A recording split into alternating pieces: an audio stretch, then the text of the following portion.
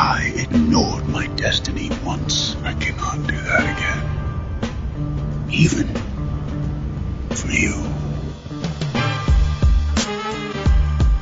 I'm the only one who knows that. At least I'm the only one with the will to act on it. The Mad Titan Podcast with your host, Jay Washington.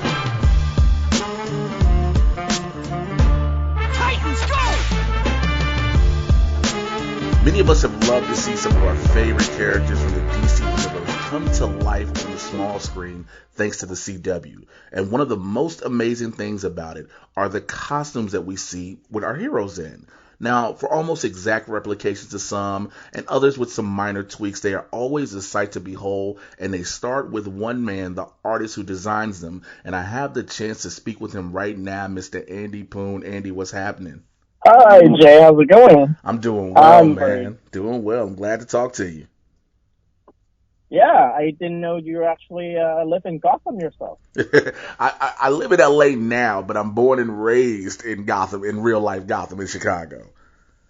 I don't know. I think you're just pretending you're in LA, but actually you live in Gotham. I don't know. I wish that was the case. I would have direct pictures of Batman. So let me start off by asking you this: how did you become the proverbial chosen one to design all these great costumes? Oh man. Well, I think it actually all started. So I actually worked on Smallville as well. And then I think one day I just got a phone call out of nowhere, and from the costume designer in Smallville. Her name was Carolyn Cranston, and she's like, "We're working on a show, and there's this character. I'm not sure you're familiar with him or not, but his name is Green Arrow." And then I'm like, "Oh, I heard of it." Inside, I'm like shaking, like vibrating. I'm like phasing through things. So that's kind of how I started in terms of the superhero genre. There's not many of me out here in Vancouver. So I'm in Vancouver, Canada. That's where the show are shot as well. There's not as many of me out here versus like in LA. There is like essentially like a troupe of like concept artists that works in superhero things. So I'm kind of the superhero guy in town. Typecasting, but I love it. I mean, I wouldn't complain. I mean, that superhero typecasting guy gets you constant work as of right now.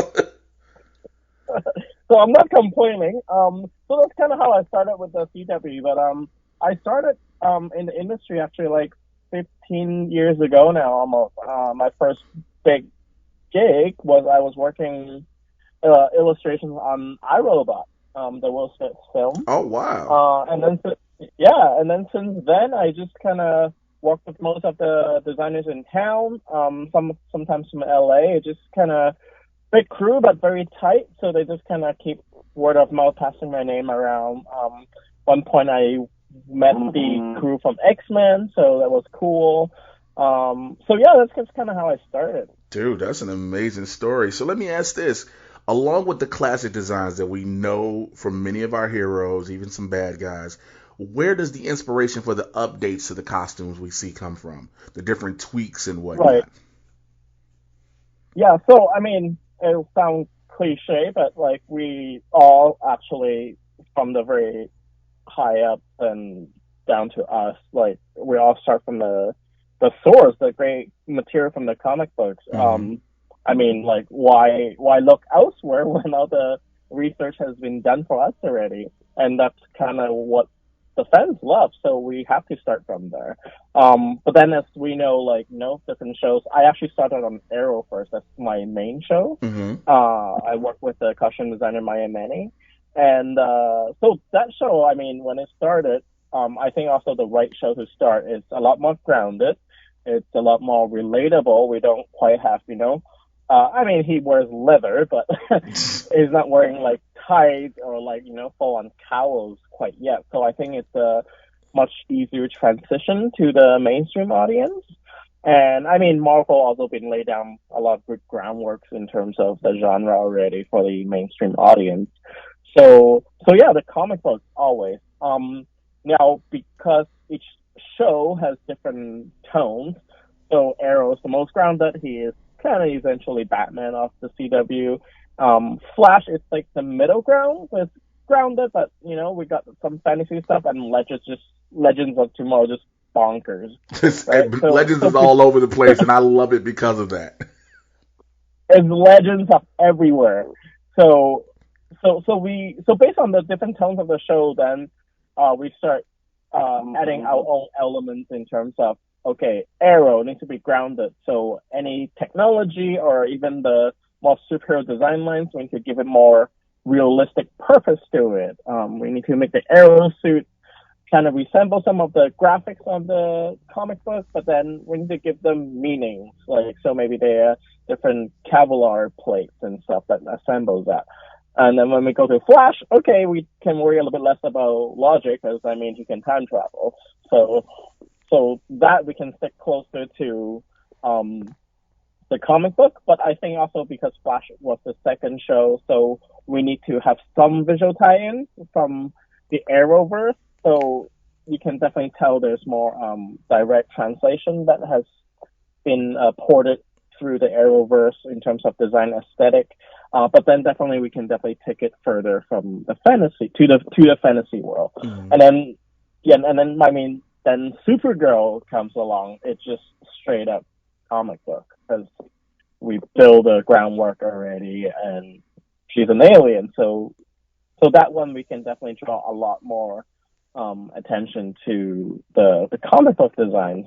But day to day I get lots of questions from fans, like, why doesn't Flash have yellow boots and stuff? So some things still might not work exactly as we would like. I know a lot of fans want to see it, but someday we might get it, and then sometimes just we tried it actually a lot of times, and it just doesn't quite work with the versions that we got. So yeah, I understand, because coming from the world of a fan as well. So would I like to see Black Canary with fishnets? Hell yes. But when people are shooting bullets at her on screen, I'm not quite sure how well that is protecting her. So yeah. And I think that's the thing people don't get, is that a lot of times the original ideas that we know and love from the comic books don't translate on screen. It would be easy to say, I want to see these boots, I want to see this, that, and the third. But visually on screen, especially with these new ultra high definition cameras and whatnot, it'd just be like, oh my God, why did they do that? Be like, but you asked for it. Right. And sometimes we also have to think about, the big controversial character would be Superman with his red undies, right? Like, yeah. We have to remember some of these characters were designed from a different timeline, literally, a different era. So, I think that's why comic books are awesome, because, literally you can do whatever versions, but when it comes to screen, I think that's when we need to kind of put a little filter on in terms of what actually makes sense to this day and age. It's cool, like DC start, like the movies start, maybe they're treading into territories of like Elseworld stuff. So maybe that's when we kind of start seeing more like faithful costume that actually makes sense for the film itself. So I think that's exciting. And Legends, that's perfect. They time travel. We get to see Golden Age version of the costume. We get to see like Silver Age version of the costume. So I think there's time and place for like the faithful comic book costumes, but maybe just not like a whole show of it. So, and I don't know, as a fan, I would love to see just a full episode that for some reason, Arrow's wearing the Robin Hood suit. Right. And, just for whatever reason, like a Twin Peaks version. Oh, dear God. I think if they did a Twin Peaks version of any of the shows, I would cry laughing for the entire hour. I'm not going to lie. Because I would be sitting there just going, I can't believe they did it and stuck to it. Like, somebody pitched this in a writer's room and they were like, fine, we're doing it. Like, I would lose it. Right? So, I think Smallville, they actually did a version at the Halloween costume party where Oliver Queen was literally wearing the Robin Hood outfit. Oh, So. Lord. So let me ask, when you talked about controversy which some people may have with characters, and I got to talk about the most recent quote unquote controversy, and it's the new Flash suit. Everybody seems to be Right. nitpicking over just not having a chin strap. What was the design? What was the idea behind that design, and why was the chin strap something was like, we're going to get rid of this time? Right. So, okay, so this year, actually the first year, I didn't work on the Flash suit, but I know the people that are involved. Okay. So probably because it's not quite out yet, but I probably can't really exactly talk about that. But Okay. like usually, like, I mean, how it goes is like we're not the only people like helping with the design. The actors and producers, they also have the input. So usually anytime there's a change to the costume, it's not just, oh, new season, we're doing something just for fun for no reason. There's actually like practicality involved, maybe, like how what's the comfort for the actor to get in. I mean, sometimes they have to shoot in it for like many hours Yeah. in the hot sun or the cold, for vice versa, and some of the things we need to build into, much like if we are a real superhero, we need to think about the practicality of wearing this for a long duration of time. So some of the things that fans wonder about, it could possibly come from like literally the physical comfort for the actor, but also maybe for the stunts. Sometimes it's just literally just let's refresh the look a little bit. So we combo that into the new costume. So usually those are the main factors of a costume adjustment between seasons. So of course, along with the storyline Hmm. of like where the costume is coming from this season. So. Oh man, I'm glad to hear that, because this way it gives people who are listening more of an understanding, instead of just thinking, oh, the designers, like you said, just want to tweak something. There are different elements involved in different changes with the costumes, and I'm glad to know that. What has been some of your most challenging ones to design? Ooh, there.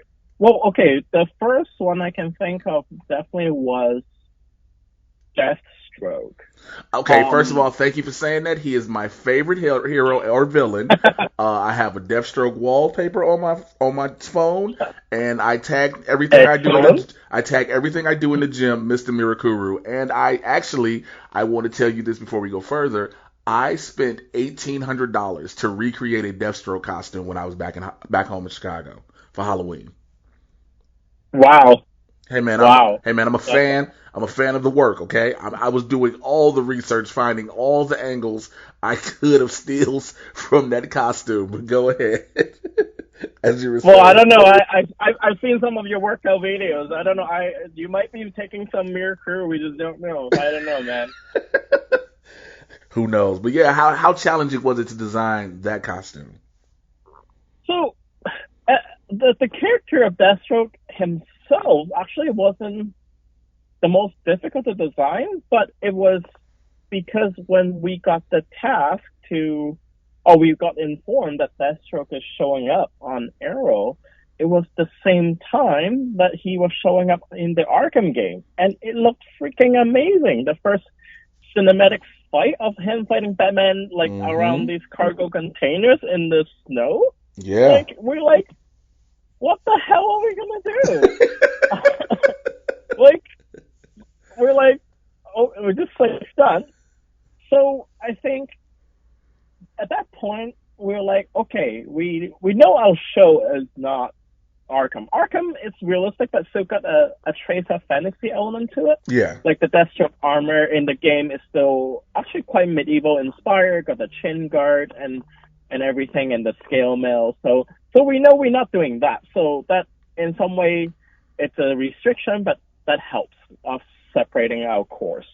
And we know our show is very like tactical military base. Mm-hmm. So we're like, okay, great. So that's when we start, going towards that realm of in terms of his gear. Like, it could be a military or advanced military prototype, some sort of armor.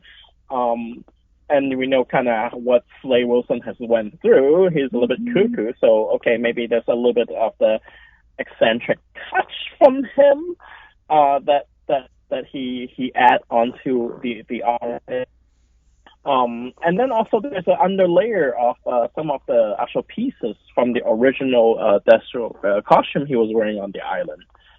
So I think with the amalgamation of those three factors, I think that's kind of where we landed on. And the funny story also, season 1 Arrow and season 2, like everything is very dark and black, and and then my first question was, can we use orange? Really? Like, can we have color? And then costume designer Maya Manny was like, yes, we can. I was like, yes. So ending up having orange and blue, which was groundbreaking for the Arrow universe, because Starling City only sells black clothing. Man, they only have dark tones. Like, you guys don't have a Forever 21 or an H&M out here? It's like the Lego Batman says, I wear black, sometimes really, really dark gray. Yep. So that was exciting. I was like, yes, we can have pops of color, because I mean, how do you build Deathstroke without the orange? You can't.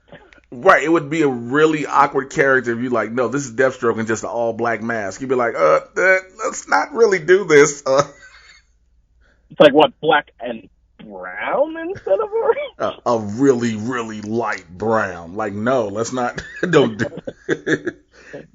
that.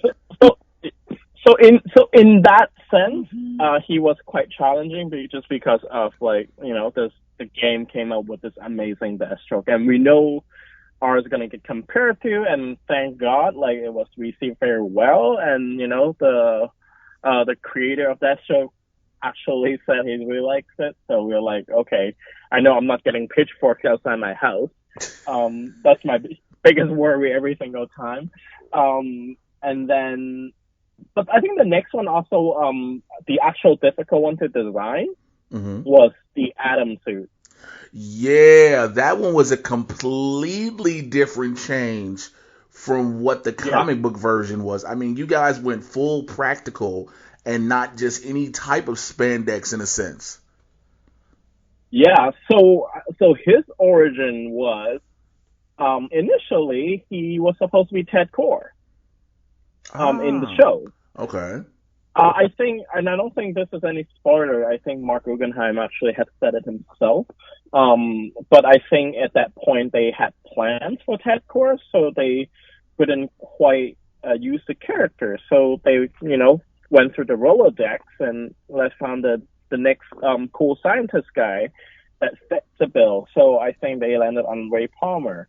And I think also they kind of have the mindset like, oh, he's a scientist guy, he developed technology, so they make the change that he's gonna wear some sort of high-tech exoskeleton suit rather than the traditional a spandex suit, like you said. I know in the comics, I think maybe the New 52 or the Rebirth, he does have a version that kind of have a helmet, almost a little bit more Ant-Man like. Yeah, definitely in the New 50, in the Rebirth series. Yeah, he got some hardware on him, but not quite to the degree what we have done.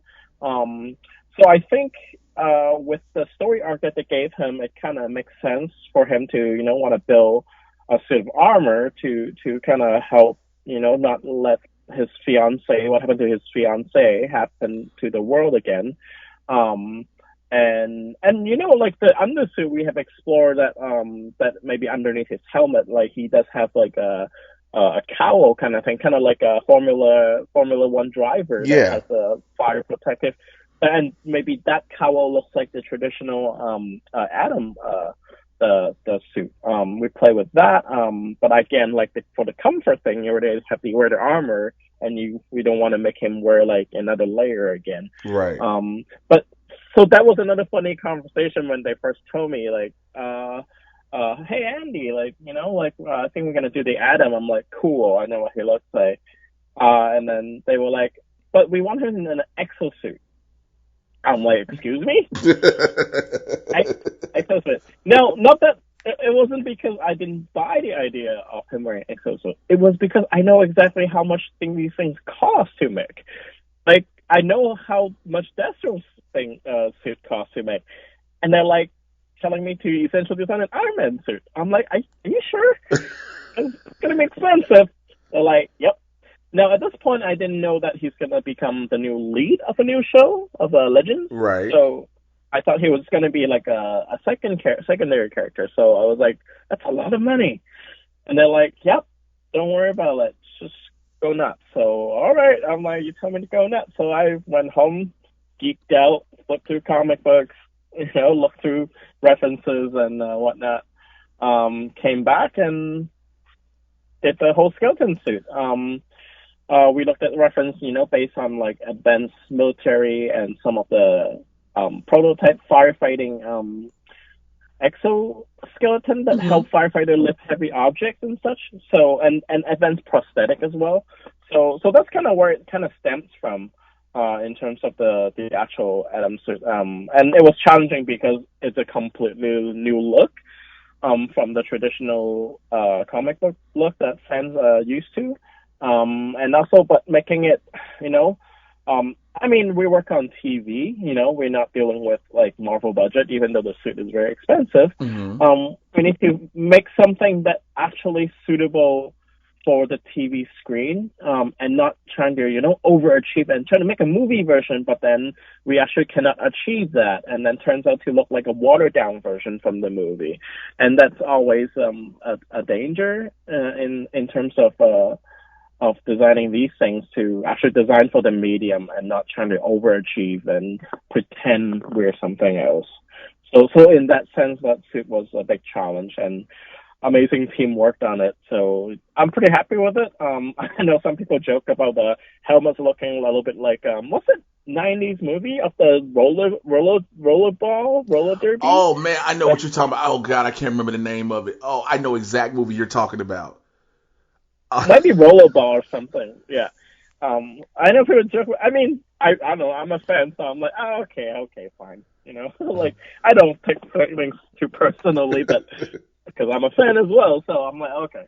But I think the suit was fairly well received as well, so that was another like, oh, okay, no pitchfork this time. Maybe next time. Well, it's a great thing you've done with that suit and all the other ones you've helped to design and helped to create. And as a fan of the shows, I definitely do love them. I love to see more. So whenever I'm hearing a new character is coming aboard, I'm always interested to see. So before I let you go, I have to ask this last question. Are you going to be involved in designing the Batwoman suit? No, unfortunately. I was literally like knocking on doors as soon as I heard it announced. I know it's being done in LA.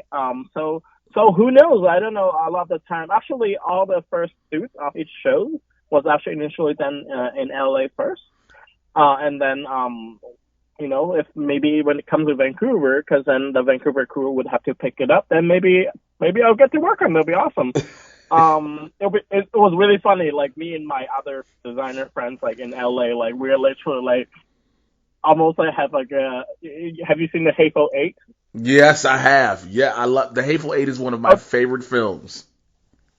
So imagine like a group of designers, okay, I'm in Vancouver in like a virtual room trying to like see who's doing the suit, who's not telling the truth. So we're literally playing that game like, okay, are you doing it or are you doing it? So we're still speculating. So okay, well, Matt, go ahead. Go ahead. Oh, nothing. I was saying I would love to get my hands on the Bat universe, because like you, Batman is my man. Oh, yes. I know I'll probably never get to work on a Batman TV show. I like how you threw that out there. I probably will never get to work. Hint, hint. Yeah. So, yeah. But anyway, so. But yeah, I wanted to definitely take this time to thank you, Andy, for taking some of your time to speak with me. Before I let you go, tell the people out there how they can get in touch with Andy Poon. Yeah, so I'm on most social media. Andy Poon Design. Andy, and that Poon is Poon, and then Design, all one word. I'm on Facebook. I'm on Instagram and Twitter. Yeah, feel free to pay me. I usually answer a lot of questions if you ask me about behind the scenes stuff. Of course, whatever I can say. But I do just want to say it was kind of shitty what happened to Grant. I mean, sure, there's photo leak and stuff, and you know, as a fan, we cannot like the design of the suit, but then I really don't understand how come it's so fast turned into like body shaming. Yeah, it real quick turned into a whole mess unnecessarily. I just remember us were like, just happy that there's a TV show about superheroes. And we can comment on the suits and stuff, but like I don't know how attacking the actor. It's not even their choice of what the costume looks like, so so yeah, I just want to kind of bring that up because I just find it really weird now. I mean, I'm turning 35 this year, so I don't know, maybe I'm getting old, but it's just a really weird fandom world that we're in, I find. So I think some of the weird fans, yes, we are, because I've talked about it many times. Unfortunately, I think some of the fans that we're talking about that are the weird ones are in our demographic. Because I'm around the same age as you, so I believe that it's many of those who can't let go and understand things have to evolve and go forward. And I wish that would definitely change, because what's going to happen is it's going to make actors not want to be these characters anymore. It's going to make people not want to deal with the fandom and the unnecessary hateful comments. Yeah, I mean, we already heard, I think the director of Logan, he was going to do some Star Wars, and then I think him and another director was like, no, we don't really want to. Him and Chris McQuarrie were like, him and Christopher McQuarrie, the director of Mission Impossible Fallout, was like, no.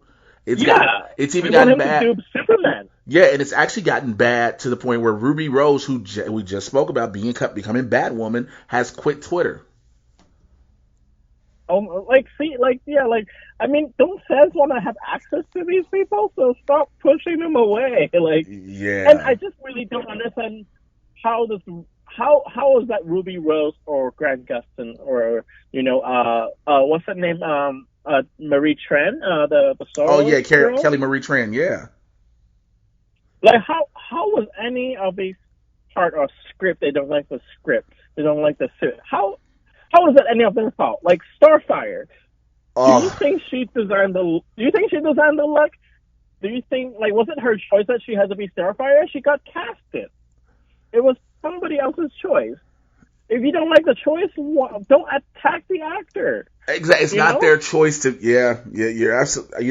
We could go on and on about this discussion because I hate it so much that happens.